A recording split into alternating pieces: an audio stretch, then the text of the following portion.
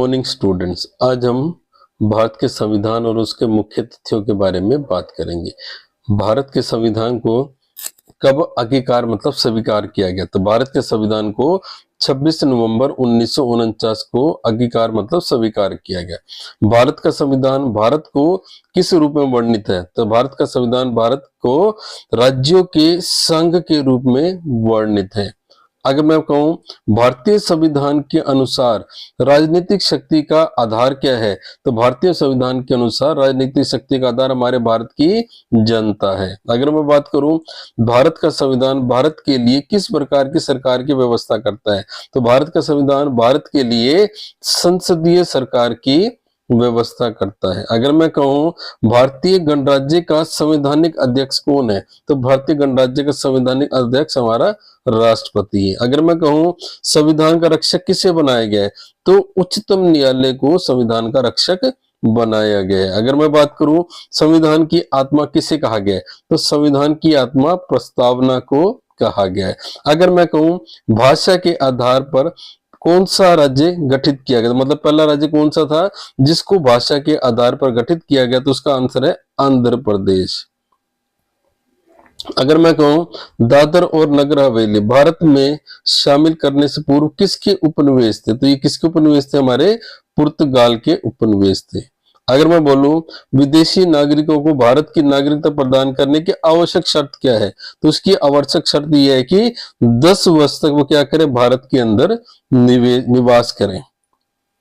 अगर मैं कहूं भारत में किस प्रकार के लोगों को दोहरी नागरिकता प्राप्त है? तो भारत के कौन सा राज्य हमारे भारत के जम्मू कश्मीर के नागरिकों को दोहरी राजनिकता प्राप्त है। अगर मैं कहूं मौलिक अधिकार कितने? तो हमारे मौलिक अधिकार 6 हैं। अगर मैं कहूं संविधान में कितने मूल कर्तव्यों का उल्लेख किया गया है? तो संविधान में हमारे 11 मूल कर्तव्यों का उल्लेख किया गया है। अगर मैं कहूं राष्ट्रपति के चुनाव में कौन भाग लेता है? तो संसद और राज्य विधानसभाओं के सदस्य भाग लेते हैं। किसके लिए? राष्ट्रपति के चुनाव के लिए। अगर मैं कहूं भारत का सर्वोच्च सेनापति कौन है? तो भारत का सर्वोच्च सेनापति हमारा राष्ट्रपति होता है। अगर मैं कहूं कि संसद की स्वीकृति के पश्चात राष्ट्रपति शासन कितने दिन तक प्रभावी रहता है? यह 6 महीने तक प्रभावी रहता है। अगर मैं कहूं सार्वजनिक धन का संरक्षण किसे कहा जाता है? तो इसको बोला जाता है हमारा कौन है? नियंत्रक महालेखा परीक्षक को। अगर मैं कहूं कि किस राज्य की विधानसभा का कार्यकाल 6 वर्ष है? तो ये हमारी जम्मू कश्मीर की विधानसभा का कार्यकाल क्या है? हमारा 6 वर्ष। नहीं तो मोस्टली जितने भी राज्य हैं उनकी विधानसभाओं का जो कार्यकाल है 5 वर्ष ही होता है। अगर मैं कहूं विश्व का सबसे लंबा और लिखित संविधान कौन सा? हमारे भारत का संविधान है। संविधान के प्रथम संशोधन कब हुआ? तो संविधान के अंदर सबसे संशोधन 1951 में किया गया था। भारत का पहला आम बजट 1952 में किसने प्रस्तुत किया था? तो भारत का पहला आम बजट 1952 में पी.के. शनमुखम शेट्टी जी ने प्रस्तुत किया था। अगर मैं कहूं भारतीय संविधान में किस अनुच्छेद को संविधान की आत्मा के नाम से जाना जाता है? तो अनुच्छेद कौन सा? हमारा अनुच्छेद 32।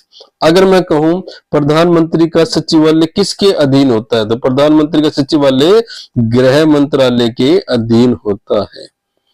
अगर मैं कहूं कि 2 बार राष्ट्रपति निर्वाचित होने वाले भारत के प्रथम राष्ट्रपति कौन थे? तो ये थे हमारे डॉक्टर राजेंद्र प्रसाद। अगर मैं कहूं भारतीय संविधान किस दिन लागू हुआ? तो भारतीय संविधान 26 जनवरी 1950 को लागू हुआ था। अगर मैं कहूं कि राष्ट्रपति का अभिभाषण कौन तैयार करता है? तो राष्ट्रपति का अभिभाषण केंद्रीय मंत्रिमंडल तैयार करता है। भारत में प्रथम प्रधानमंत्री कौन थे? तो भारत के प्रथम प्रधानमंत्री हमारे जवाहरलाल नेहरू जी थे। अगर मैं कहूं योजना आयोग का पदेन अध्यक्ष कौन होता है? तो योजना आयोग का पदेन अध्यक्ष हमारा प्रधानमंत्री होता है। अगर मैं कहूं कि भारत में प्रथम गैर कांग्रेसी प्रधानमंत्री कौन बने? तो वो थे हमारे मोरारजी देसाई जी। अगर मैं कहूं कि संघीय कार्यपालिका की शक्ति किस में निहित होती है? तो संघीय कार्यपालिका की शक्ति हमारे राष्ट्रपति में निहित होती है। अगर मैं कहूं राष्ट्रपति और उपराष्ट्रपति के चुनाव संबंधी विवाद कौन सुलझाता है, तो राष्ट्रपति और उपराष्ट्रपति के चुनाव संबंधी विवाद हमारा सर्वोच्च न्यायालय क्या करता है, सुलझाता है। अगर मैं कहूं भारत में कितने राज्य व केंद्र शासित प्रदेश हैं, तो भारत के अंदर 29 राज्य और 7 केंद्र शासित प्रदेश हैं। अगर मैं कहूं जनहित याचिका किस न्यायालय में दायर की जा सकती है, तो जनहित याचिका हमारे उच्चतम और उच्च न्यायालय दोनों के अंदर ही क्या की जा सकती है, दायर की जा सकती है। भारत में मताधिकार के लिए कितनी आयु सीमा निर्धारित की गई है, तो भारत में मताधिकार के लिए 18 वर्ष आयु सीमा निर्धारित की गई है। अगर मैं कहूं भारतीय संघ की राजभाषा क्या है, तो भारतीय संघ की राजभाषा हमारी हिंदी है।